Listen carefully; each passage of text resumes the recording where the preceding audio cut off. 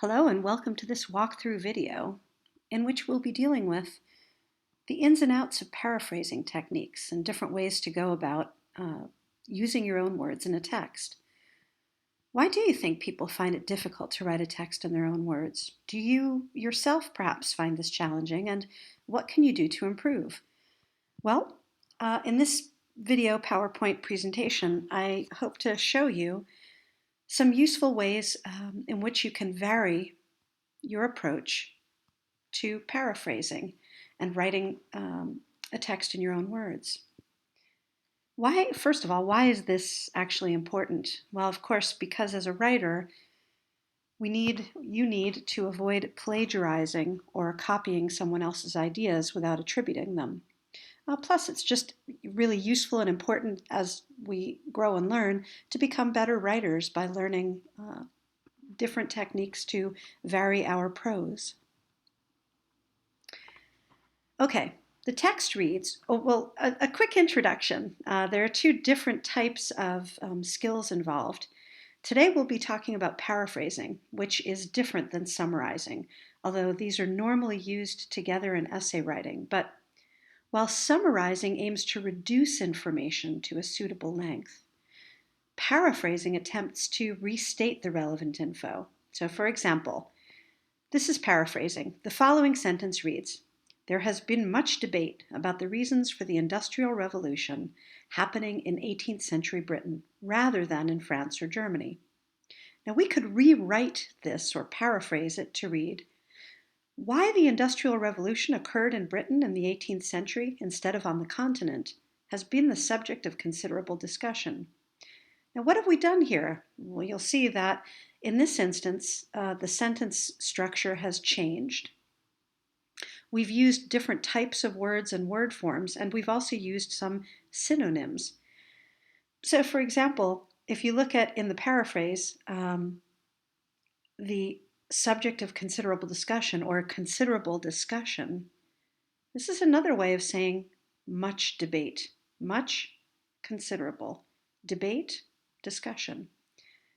The reasons, or the reasons why, well, this is why. If we look at in the 18th century, here it's written in 18th century Britain. And then here on the continent, well, this is another way of saying continental Europe, France, or Germany. All right. So one technique for paraphrasing is to change the vocabulary by using synonyms. So instead of writing the word argues, you could change the word to claims. 18th century would become the 1700s. Wages could be written as labor costs. And to economize could be written as saving or to save. Okay, fair enough. We know this. But what if you simply cannot think of a suitable synonym? And believe me, it happens, even to the best of us. Well, here are some other techniques if you get stuck. Changing what's called the word class. So here we have a noun, right? Explanation, zelfstandig naamwoord. And we change it to a verb, a werkwoord, to explain. You might have an adjective, a bijvoeglijk naamwoord, mechanical, which you could then change to mechanize, another werkwoord, a verb. If you use the adjective profitable and you want to change it to a noun, then you use profitability. Now this can be a bit tricky because then changing the word class can also change the grammatical structure of the sentence. For example, the word order might change. So if a sentence reads, "The best explanation for the British location of the Industrial Revolution is found by studying demand factors." Now, you could totally change the structure of the sentence and the order of these words by writing, "A focus on demand may help explain the UK origin of the Industrial Revolution." So we've changed some words, but you'll see that here, demand factors is actually an object in this sentence, where here we've moved it to the forefront, and I do believe it becomes the subject of the sentence. Again, changing the word order is another technique. Let's give it a try. Okay, let's just try to begin by replacing words, finding synonyms for the words underlined. The example reads, the growth of the car industry parallels the development of modern capitalism. Now here in our example, we can paraphrase by writing, the rise of the automobile industry matches the progress of contemporary capitalism. What have we done? Well, instead of growth, we've written rise. Instead of car, automobile. Matches, parallels. Progress, development. And contemporary, modern. Now, in doing this, you need to pay attention to the fact that the synonym needs to capture the meaning of the original. This can be tricky. We've got an example here. It, what? Oh, the rise of the automobile industry, right, the subject of our sentence. It began in France and Germany, but took off in the United States. All right, we want to think of another word for began or a phrase. And another way of saying took off. And then there, wait, where? Oh yeah, in France and Germany. Oh no, not in France and Germany, but in the United States. Okay, there, Henry Ford adapted the moving production line from the Chicago meat industry to motor manufacturing, thus inventing mass production. Take a moment, pause this video, try to come up with some synonyms for the words underlined.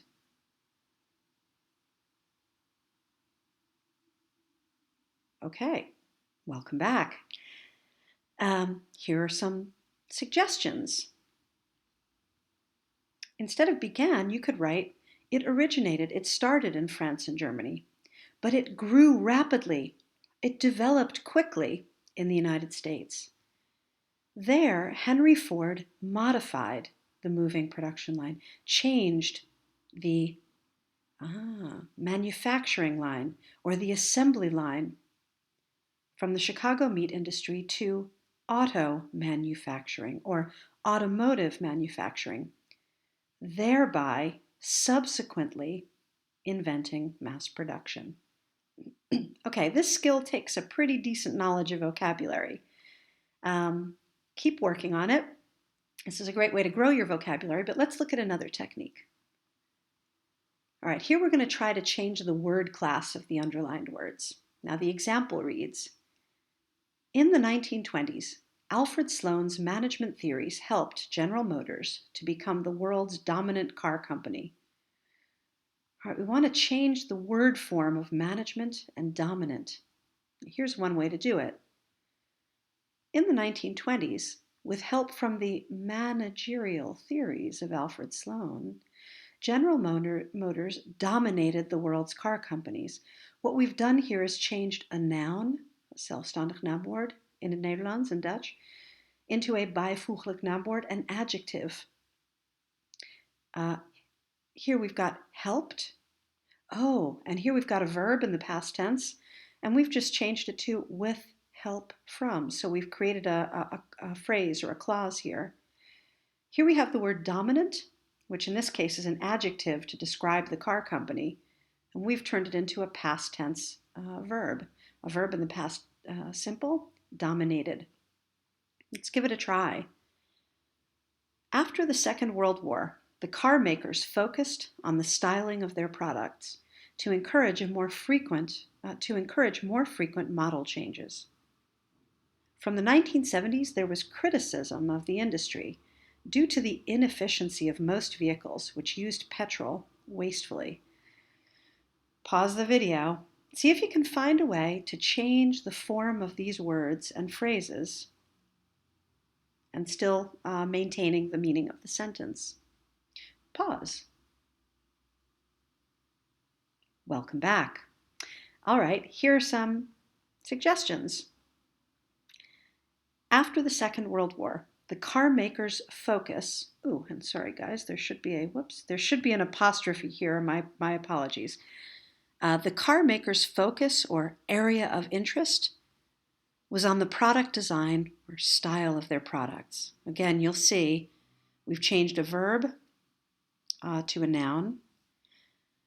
We've changed a noun to a different noun form. Okay, and here we've got criticism.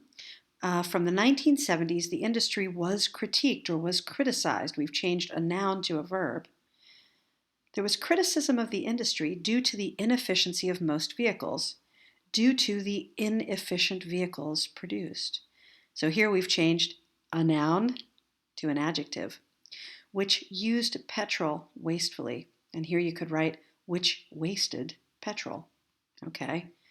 Adverb, byword, to a past tense noun, verb form. Let's look at another technique, eh? Okay, changing the word order of the following sentences.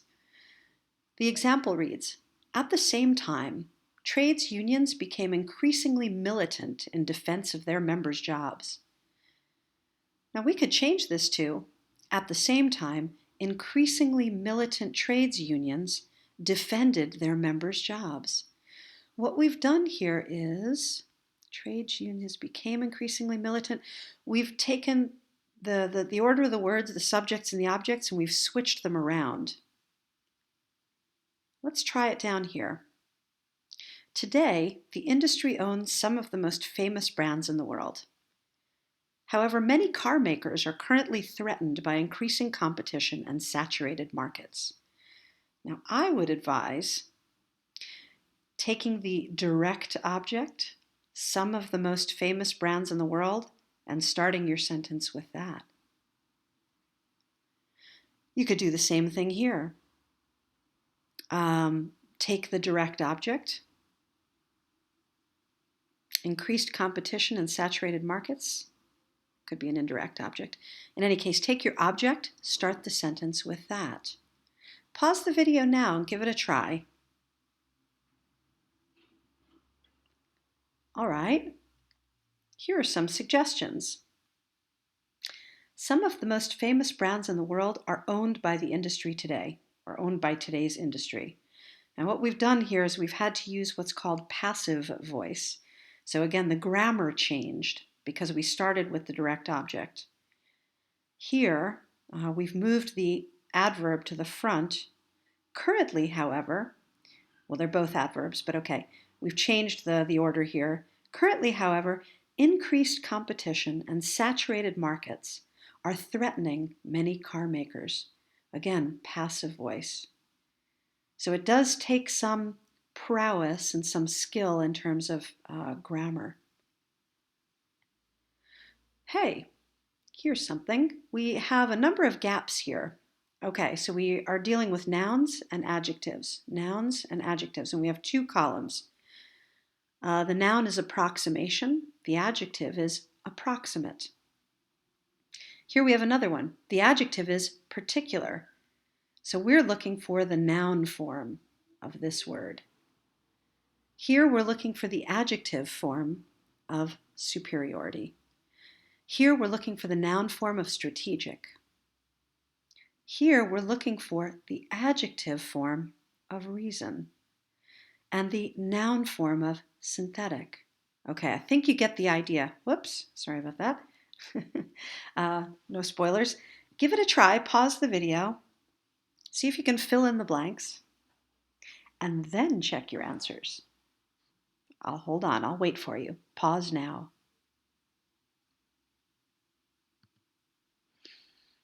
Okay, here are your answers.